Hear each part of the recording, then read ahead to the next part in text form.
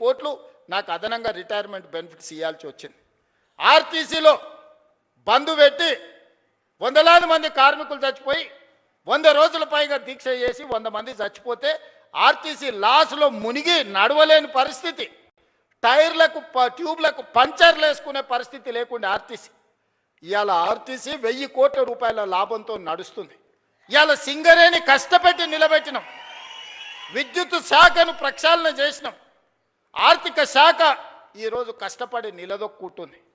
వ్యవసాయ శాఖ గురించి నాకంటే మీకెక్కువ తెలుసు. రెవెన్యూ శాఖ ధరణి పేరు మీద ఘడీల కోసం గులాంగిరి చేసే వ్యవస్థను తీసుకొస్తే ధరణిని బంగాళాఖాతంలో వేసి భూభారతి తీసుకొచ్చి ఈరోజు మీ సమస్యల్ని ఈ ప్రభుత్వం పరిష్కరిస్తలేదా? మా అక్కలు ఈయనే ఉన్నారు.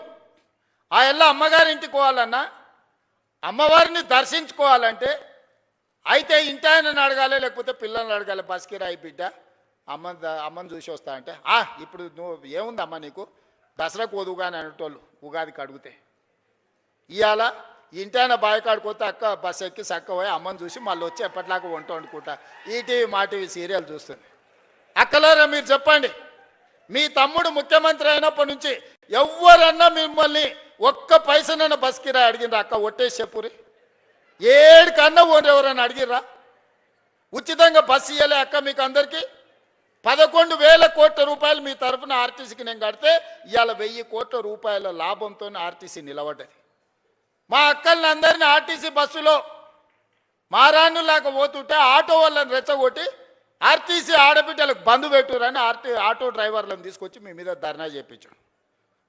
ఇరుగుతుందని చెప్పిన ధర్నా చేయించినోనికి మా అక్కల దగ్గరకు పోయారంటే ఇరుగుతుంది, ఏషాలు ఏ కూర మూసుకొని ఇంటికోరానంటే అందరు ఎక్కడోళ్ళు అక్కడ పోయారు.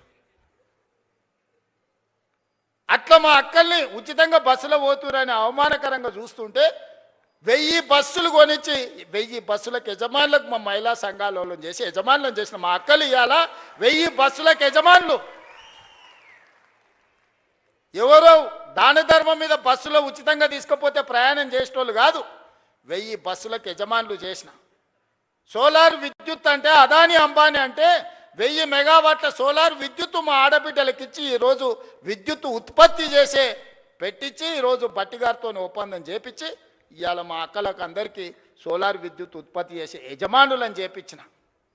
పెట్రోల్ బంకులు రిలయన్స్ నడుపుతుందంటే నారాయణపేట నుంచి ఈరోజు సంఘాలకు పెట్రోల్ బంకులు ఇప్పించి పెట్రోల్ బంకు యజమానులను మా అక్కలను చేయలేదా? రిలయన్స్తో పోటీ పడే విధంగా మా అక్కలు ఇన్నే ఉంది కదా, చెప్పమను. ఇవాళ ఈ శిల్పారామం హైటెక్ సిటీ అంటే అన్ని ఐటీ కంపెనీలు, విప్రో, మైక్రోసాఫ్ట్, లేకపోతే పెద్ద పెద్ద కంపెనీలు అని.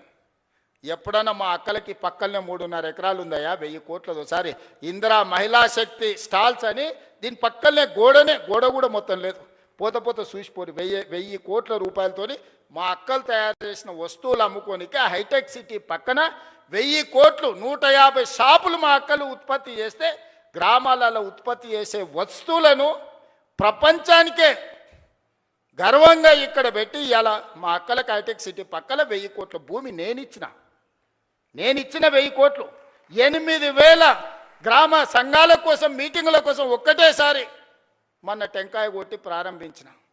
జిల్లా కేంద్రాలు తొందరలోనే 23 జిల్లాలలో వాళ్ళ మహిళా సంఘాలకు జిల్లా కార్యాలయాలు ఈరోజు కట్టిస్తున్నాం. ఇందుకోసం మేము పోవాలనా? పిల్లల ఫీజు రియంబర్స్మెంట్ పరిష్కరించి ఒక పద్ధతి పట్టుకొచ్చినందుకు వాళ్ళ తెలంగాణ ఉద్యమమే నిరుద్యోగ సమస్య కదా. ఓ శ్రీకాంతాచారి, ఓ కానిస్టేబుల్ కిష్టయ్య, ఓ ఈశాన్ రెడ్డి, ఓ వేణుగోపాల్ రెడ్డి, ఓ సురేష్ నాయక్, ఓ కవితా నాయక్, ఈ పిల్లలందరూ దేనికోసం చచ్చిపోయినరు?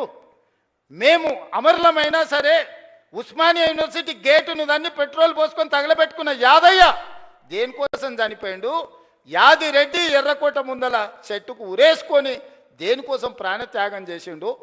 శాశ్వతంగా ఈ తెలంగాణను పట్టి పీడిస్తున్న ఉద్యోగ సమస్య, నిరుద్యోగ సమస్యను పరిష్కరించడానికి వందలాది మంది ఆత్మ బలిదానాలు చేసుకుంటే దుర్మార్గుడా నువ్వు ముఖ్యమంత్రి అయి నువ్వు, నీ కొడుకు, నీ అల్లుడు, నీ బిడ్డ, నీ సడ్డకుని కొడుకుకు ఉద్యోగాలు ఇచ్చుకున్నావు. కానీ మా నిరుద్యోగ యువకులకు పరీక్షలు పెడితే పేపర్లు పల్లి బఠానీలాగా జిరాక్స్ సెంటర్లలో అమ్ముకున్న దుర్మార్గుడా, నీ ప్రక్షాళన చేసి 70,000 ఉద్యోగాలు 30 నెలలు ఇచ్చింది నేను కాదా? ఆడ ఈడ కాదు, గ్రూప్ 1 ఈడి నుంచే 562 మందికి నుంచే ఉద్యోగ నియామక పత్రాలు ఇచ్చిన. పుల్లలు పెట్టి కేసులు పెడితే